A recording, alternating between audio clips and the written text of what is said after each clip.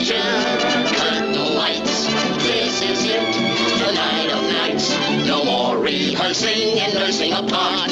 We know every part by heart. Overture, curtain lights, this is it. We'll hit the heights, and oh, what heights we'll hit. On with the show, this is it. Hey, we're back. I'm Goose. I'm Logan. This is On With The Show, and this segment is dedicated to our favorite ride, Splash Mountain. Splash Mountain.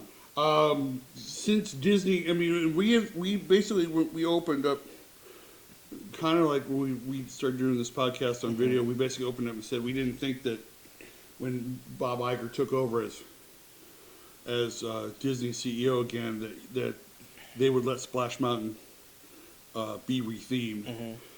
They did announce a closure date. Well, they announced a closure date for refurbishment for January 23rd. And then ever since then, people are like, this is the last chance you'll get to ride Splash Mountain.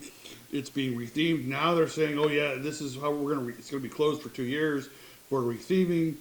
And all of a sudden, the new movement, which was an old movement of hashtag Save Splash Mountain. Yeah, so back when this was originally announced back in 2020 that they were going to retheme it to Princess and the Frog, there was a big petition online about to save Splash Mountain as it is. And what was funny about that is that the Save Splash Mountain petition actually had about like 5 times as many signatures as the original one to retheme it. So given that, it didn't make any sense at all why they were still going to retheme it when it was obvious that the majority of people were not in favor of a retheme. But, lo and behold, here we are 2 years later. Yep. And they're still going ahead with it, which has sparked, as you said, a new Save Splash Mountain movement, which is gaining just about as much traction as the original one did. The movement is like, it's like catching a huge ass wave.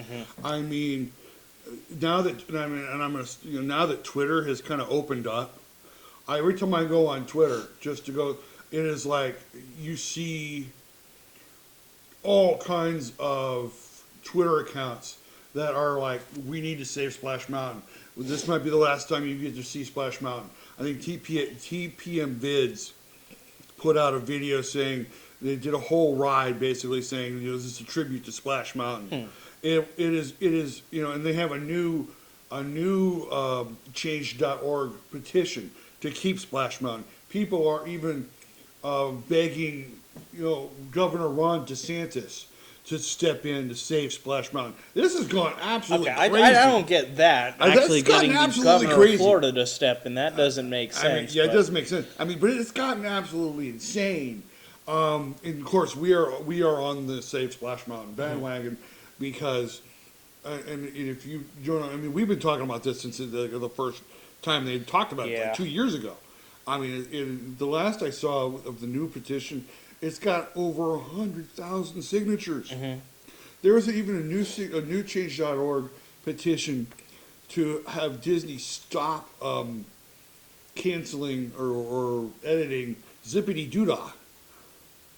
Yeah, because I heard that they had taken it out of the I guess the music loop they would play at the parks. And even I think even one of the I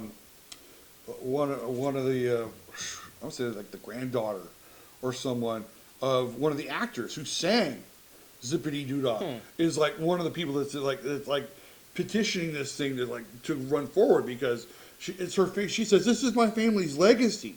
You're trying to tear down." I mean, and this is something that's been seen not just in the realm of Splash Mountain, but in the realm of, I guess, culture as well, especially in the past couple of years, when you have different icons being removed. And it's like you're removing different legacies, as is the case with James Baskett, of course, played Uncle Remus in the Song of the South movies. Hattie McDaniel. Did James Baskett even voice one of the characters? Yeah, he voiced a few of the animal characters. But it's just... But anyway, just for some more background on what the whole Save Splash Mountain thing, if you are unaware, it's because Splash Mountain is based on Song of the South, which has long held a legacy as one of the most racist movies of all time. Yeah. And with the way people talk about it, you'd think it was like Birth of a Nation, but Yeah. it's when you actually watch it, Yeah. it's not as bad as it's made out to be. But that's because it's been stigmatized and held from the public eye for over 40 years. Of course, Yeah. people, they only go on what they've heard rather than what they've seen. I So, actually, even though it's not as bad as some make it out to be, I still get the criticisms. But the thing is, with Song of the South's ties to Splash Mountain, is that the ride is only based on the animated segments. Right. And even the, I guess, the problematic aspects of the animated segments, such as the Tar Baby is even on the ride. segment, isn't even in the ride. It was Yeah. replaced with, I think, Brer Rabbit's caught in a beehive or something like that. Yeah, honey. So even the problematic parts of the animated parts are removed. Yeah. So the ride has no ties to any of the racist things from Song of the South, which is what has caused the Save Splash Mountain, not only because the ride is completely removed from all the problematic aspects of the movie Right. it's based on, but also because this ride is based on African folklore, which, if you didn't know, Song of the South slave is based stories. on the Uncle Remus stories by Joel Chandler Harris, who lived on a plantation and who He- learned these stories from these slaves. He actually was forced to go out and work with the slaves. Mhm. And the funny part is that after being around the slaves, he actually preferred their company over his white family. Mhm. He would actually stay out and be around them. And of course, they would have, I guess the slaves would have like story hour or something. And they would tell all these stories based on the folklore that came from Africa. And then there's some of them, I guess, they also, developed themselves. And I mean, in all three animated stories, it's all based on slave stories and African folklore. Well, because that's even what happens in the movie. There's, I can't remember exactly what the character's name is, like Johnny or Johnny, something. yeah. Played by Bobby Driscoll. Bobby Driscoll. Also played Peter Pan, is probably his most notable role. But anyway, he lives on a plantation much like Joel Chandler Harris, and he goes to Uncle Remus, who tells him all the Brer Rabbit stories, which we all know, and which became Splash Mountain. The interesting thing, and of course I got into a Twitter. I don't know why I get into sometimes I had these Twitter conflicts with people. I know why, and I'll bring it up in just a minute. But it was like someone basically, because I had left a tweet, with a GIF of Brer Rabbit, basically saying, so. And basically, the tweet was something like, "So canceling a ride based on African folklore is okay?" with a question mark. And of course, people were like, "It's not based on African folklore. It's not based. It is just And this one person was like, "Maybe you don't know about Joel Chandler Harris. Here's maybe you should Google his name. Here's what I found." And of course, what do they send me? Wikipedia. Wikipedia. Now, if you've been to school in the past, I don't know, recently, Yeah, I mean, they'll say Wikipedia is a site to never use because, as we all know, Wikipedia can be edited by anybody. And anybody can put any random thing they want. Matter of fact, and I even explained this to some people, I have a degree in English. My focus was on American literature. When this was all going on, in the beginning, I did a little bit of research on Joel Chandler Harris, and this is, and people were like, I was like, he didn't steal these stories. He had an appreciation for them. That's why he put them out. He actually has a museum in Atlanta. I think it's in Atlanta or in Georgia. Yeah, there's a museum dedicated to him and the Uncle Remus stories. He was a journalist. He was a folklorist. He was a lot like Mark Twain. A lot like Mark Twain, except he lived in Georgia. Right? And I think Mark Twain lived in, I can't remember where Mark Twain lived. Mark Twain lived Mississippi. I think he lived all over. The only reason I think Mississippi is because I know that's where a lot of the stories take place, like Huck Finn, Tom Sawyer. Which again, if you've ever read The Adventures of Huckleberry Finn, a good portion of the Adventures of Huckleberry Finn is about a white boy and a black man going down the Mississippi River on a raft naked. Yep. So let me just get back to what I was talking about. And basically, it's like you have these people on Twitter who they were trying to troll me, and of course I'm not one to be trolled. I'm like, if you've seen some of the comments I've left for people. It's like one person was like, because I'm also a novelist. I've written books. And one of them like posted one of my books on Twitter. Was like, look, Mr. English degree wrote a book, and of course it happens to be my book, Beautiful Scrumptious, about it's a vampire book, and it's like, oh, her name is Scrumptious. Yeah, that's her name in the immortal life. Yes, that's how it works when you write like fantasy and horror and stuff. So, and of course, they're trying to troll me, and I'm like, wow, you did some homework on me. I'm so flattered, because I'm not one to really, I'm not one to really care. Just I'm not. I think it's funny they try to troll him for his novels when he's actually just about to be published. Yes, more on that later. But anyway, I don't need to hit the microphone. Anyway, let me ask you this question because one of the things I did over the weekend is that I went to archive.org. And, of course, typed up Song of the South. And it had several versions of the full movie on archive.org. And I put it on Twitter. And I put a few people on there. Hey, and I said, I think it's time people saw the whole. If you're looking for the whole movie, here it is. One of them was like, oh, you're the best, Brer Robert. I'm like, yeah, thank you. All right. But I think it comes down to one particular thing, and I'm going to ask you this question because Song of the South has not been released by Disney since the mid-'80s. At least theatrically, and I think the only place you can get any home video copies is in Japan. In Japan. Japan. That's it. That's the only place you can get it. Unless you got a copy of it before they archived it for good, you cannot get a copy of Song of the South. Now, it is online. Again, going down to... You can pretty much get anything you want online. Yeah. But, and so I put it out. I put it out on Twitter, and I said, and so let me ask you this question, because you're part of Gen Z. Do you think the reason why some people have such an opinion on Song of the South is because nobody's seen it, and they're going based solely on other people's opinions? That's exactly it. Because as we said, it hasn't been released to the public in 40 plus years. That way, nobody really knows what it's about other than the hearsay. Right. And so let me get a second question.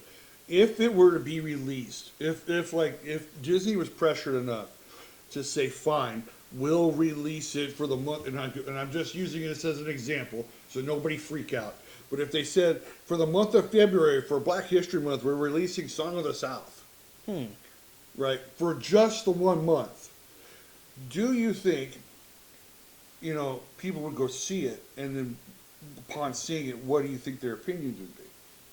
Well, first, I don't think they'd release it like theaters, but I think they'd put it on Disney Plus. Yeah. Well, with, of course, their disclaimer of this film contains outdated cultural depictions and whatever else they say in their trigger warning they play before old movies. But yeah, you're right. Since that would give people a chance to actually see the movie they've heard so much about yet never seen, I think, a lot of people's opinions would be changed. Be like, that's it? Because every person I've seen, I've watched the movie with, have come back and have looked at me like, how is this a racist film? This doesn't look like a racist film. Not necessarily that it's not racist, but that it's not PC. Exactly. I mean, I will admit there are some things in the film that are triggers, right? Like the tar baby. Most people talk about the I guess positive relationship between the slaves and they're not really slaves in the movie because this takes place post-Civil War Reconstruction, so sharecroppers technically. The positive relationship between the sharecroppers and the white landowners, which I get. It's problematic. I mean, but you have to understand that I don't think all slave owners were tyrants. I don't think they're all tyrants. I think that there were some that were brutal, and I'll give you that. There were some that were brutal, but there were also some that were very kind to their slaves. They treated Yeah, like, them well. There was one president, was it Ulysses S. Grant, I think. Yeah, former president. Where I think he had inherited Right, slaves, right? right. But he was one of those where he wasn't like whipping them and whatever. Right. I mean, and I understand, we know what a plantation is. Basically a farm with a homestead on it. That's basically a plantation. I think the word plantation is a Southern thing. I think that's what it is. The mention of a tar baby, which I think kind of triggers people. And the term tar baby actually, it actually has a meaning to it. It basically means, when the more you work on something, the more you work on a problem, the worse you get into it. That's basically what a tar baby is in English terms. But it kind of grew to be something where it originated not as you said, as a term for a situation that gets worse the harder you work to get out of it. But then it became a racial slur, which is then, even though I think Song of the South was made before, it gained that connotation. Yeah. Looking back on it, now that you have a tar baby in the movie, even though it wasn't intended as a racial slur in that context, yeah, I mean, just still look back on in that lens. It's so. I mean, I'll give them that. I mean, it's like when it said tar baby, I was like, oh crap, tar baby, But it's within the confines of the meaning that it's in. And then again, to find out how Brer Rabbit gets out of the tar baby, it's kind of like, it's again one of those ingenious things that happens. So with the character, but I fully believe that if more people watched the movie, more people were to see the movie, that it wouldn't be as maligned as it is. And plus, I just don't think it's good to keep it under wraps, because I don't think you should really do that with any movie. Right. I mean, even if just to release it for historical context. Well, I mean, if educational purposes. Well, I mean, again, I go by this. It's like, how can you talk about a movie you've never seen? How can you base an opinion on a movie you've never seen? That's it's almost like saying it's almost like, and I'm gonna just use this as an example. It's almost like saying I don't like tacos. Well, you've never had tacos. Well, yeah, when you've never had tacos. Would you try? I don't want them. I don't want a taco. Well, why don't you want a taco? I just don't. Because they're mean and they're evil and they give me gas and Well, if you've never had a taco, how do you know it gives you gas? I just know. I don't want to try it. So, which is just basically to get that. It's a lot of unfounded opinions where these opinions aren't, valid? Yeah. I guess because you don't actually have a full knowledge of the subject you're talking about. Right, exactly. If you want to see Song of the South, we're going to leave a link in the description where you can watch it on archive.org. Where you watch it on archive.org. And the movie's about an hour and a half, and it's one of my favorite movies of all time, and it ranks in my top 5 of all time, all movies. And it's just because I love the stories. I love the stories, and I need to share this. I think that if Disney's not going to share this out, I think it is. And people should take it upon themselves to release it and put. That's why I put it out on Twitter, so that people can have a chance. Twitter is one of the biggest, social media out there. I think that people should have the opportunity to see this film and judge for themselves.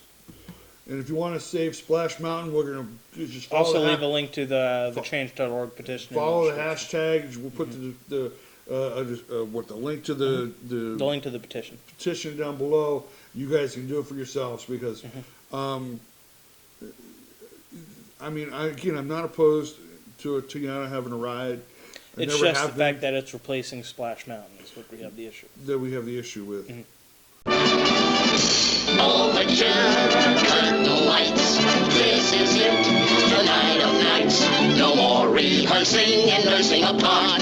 We know every card by heart. Overture, curtain lights, this is it.